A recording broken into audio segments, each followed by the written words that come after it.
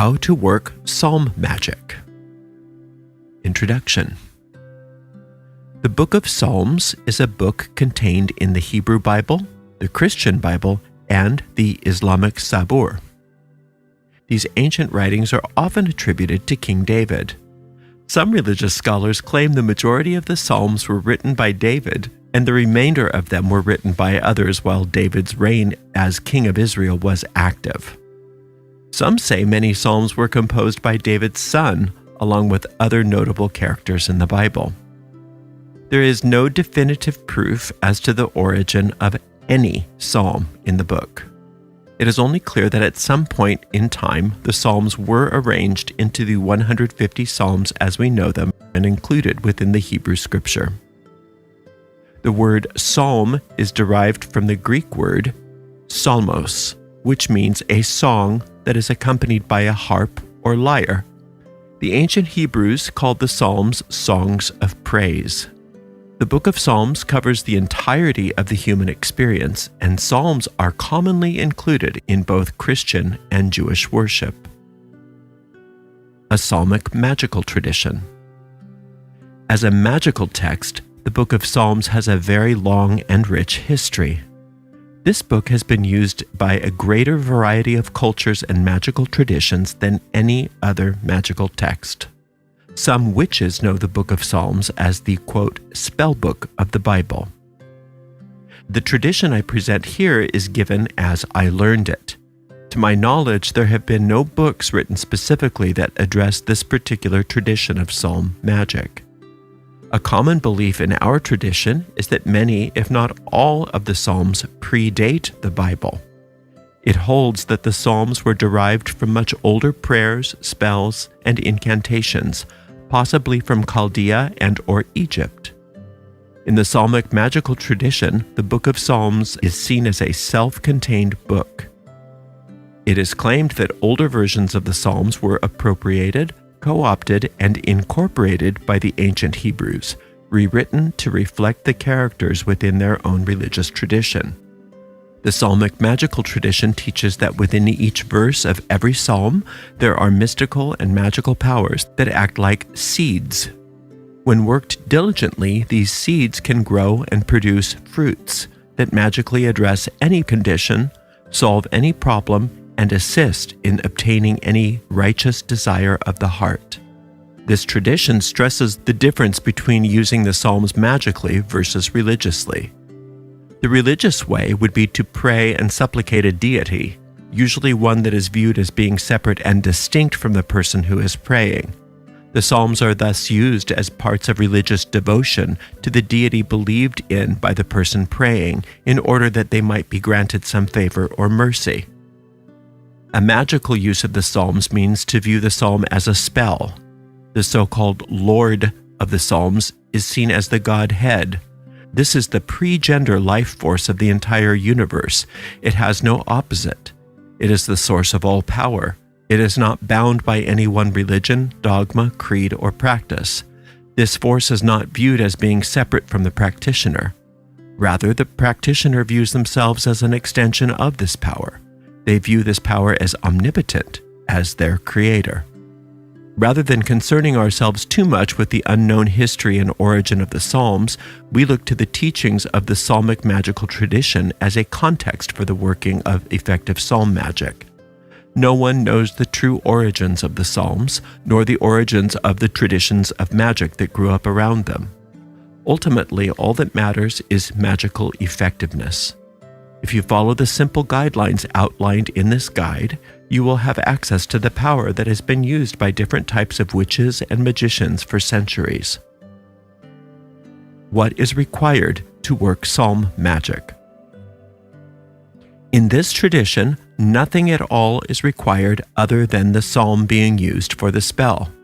It is completely up to the practitioner as to how much, if any, other rituals or items are included in their work. You may read your psalms from a Bible, a psalm book, or an app on your phone. The use of candles, incense, talismans, herbs, washes, and other spell ingredients is absolutely permissible and often enjoyed, But it is important to remember that nothing other than the psalm itself is required for maximal effectiveness in a spell. There are some popular magical psalmic traditions that use the so-called 6th and 7th books of Moses. This is a document that was originally an 18th century manuscript written in America by German immigrants based on folk magic and spiritualism. It was said to be written by Moses, but it was not. While there are no restrictions in using the rituals and methods in this and other documents, they are definitely not part of our tradition, and you won't find any of them referenced in the psalmic magic in this guide. Choosing the right psalm for a spell. In the pages of the PDF version of this guide, you will find a list of traditional uses for each of the psalms. These are a great way to get started in using this system of magic for practical results.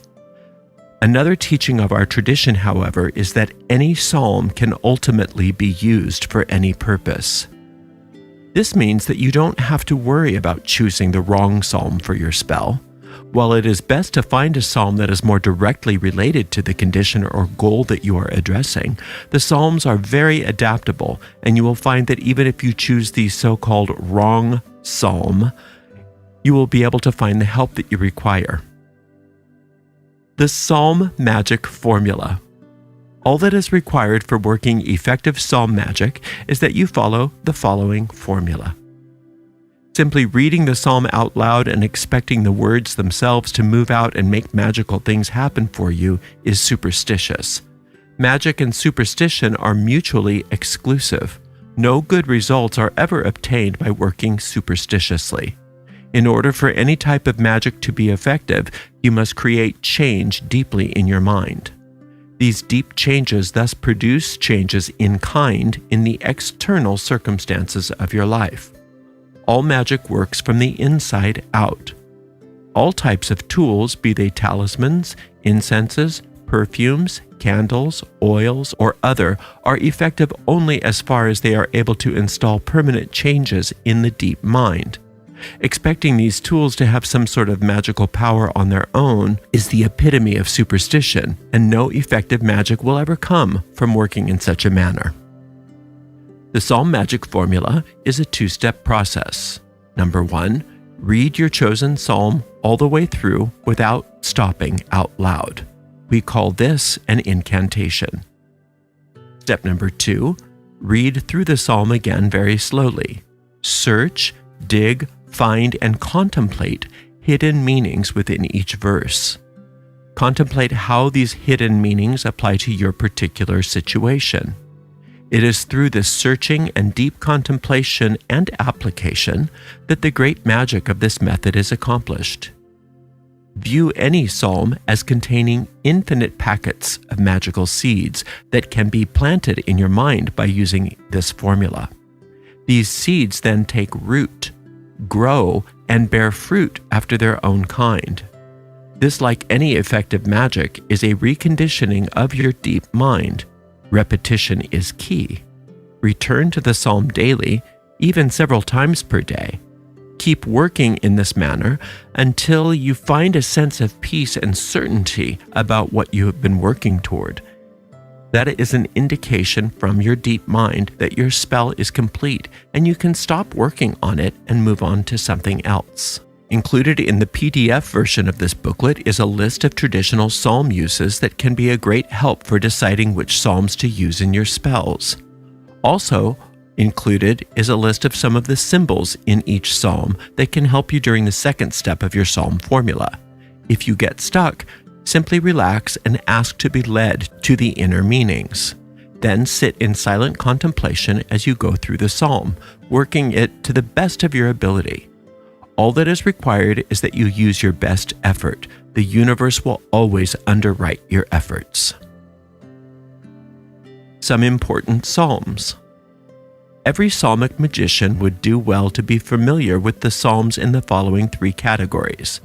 Number 1, the contractual psalms, Psalms 23, 24, 27, 46, and 91.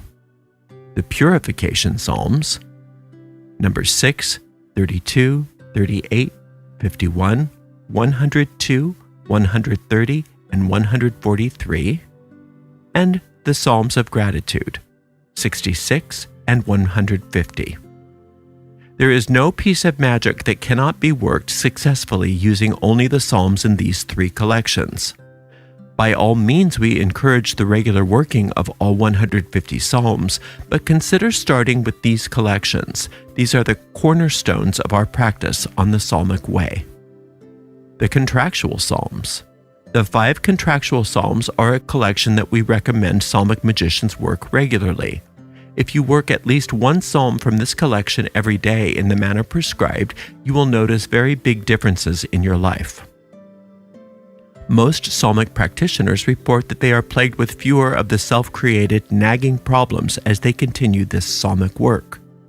In working these psalms regularly, you are conditioning your deep mind to accept the blessings that are your birthright. In order to change our lives, we must change ourselves. The regular working of this collection of psalms will change you by returning you to the very best version of yourself as you were created to be. The Purification Psalms.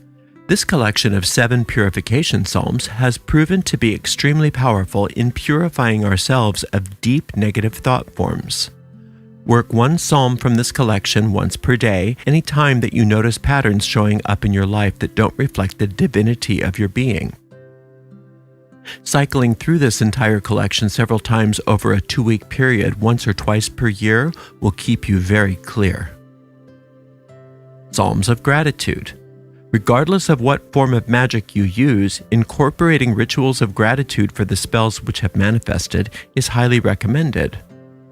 Traditionally, Psalm 150 was chanted aloud 7 times every time magical success was achieved. We have found, however, just going once through Psalm 150 using the psalm formula is sufficient, but go for the traditional method if you feel so inclined. Psalm 66 is a very powerful psalm that carries the seeds to make all of our good permanent when they are planted properly as per the psalm formula. The Psalmic Initiatory Path. Becoming a magical adept is the goal of any legitimate initiatory path in the craft. The bulk of good schools of the art do not cater much to self-study, but to membership and mentorship. Finding a workable self-study initiatory path can be challenging. There are a few, and many of those are riddled with so-called magical blinds. These blinds are concepts or practices which have intentionally been presented incorrectly, and only those in the know would be able to see it. These blinds either severely limit or completely abolish the effectiveness of the magic when not corrected. The Psalms don't have any blinds. Well, that is, unless you call having them included in the Bible a blind. Most people looking for magic don't necessarily think to look there. As far as effectiveness goes, as long as you are practicing the psalm magic formula, you are persistent in your practice, and you are only working magic on things in your magical sphere of influence, you will see amazing results no matter what. But beyond practical magic, the Book of Psalms is an entire initiatory path. That's right. The Book of Psalms can make you an adept. Here's how the path works. You work each of the 150 Psalms in the Book of Psalms using the Psalm magic formula. Each round through the entire book is one single degree of initiation. Rushing through the Psalms does not count. You must take a minimum of 1 day per Psalm and spend multiple days on any Psalm which your inner guide tells you requires more work. Working the Psalms in order is not necessary. Just keep a list of the Psalms and check each one off after you've completed working it. Give yourself 6 months to a year to do each degree. This means that you are actually planting divine seeds in your deep mind and not just chattering off incantations like a parrot. Each time you get through the book, you will notice your power has increased exponentially since the last degree. The Psalmic path is closed to no one for any reason whatsoever. Conclusion. Please see the PDF version of this booklet for a list of traditional uses for each psalm, plus a list of some of the most common symbols found in the Book of Psalms. If you go to our website at arielscorner.com, You will find greatly expanded lists of uses and symbols, plus collections of psalms used for various purposes. Thank you so much for listening. Until next time, blessed be.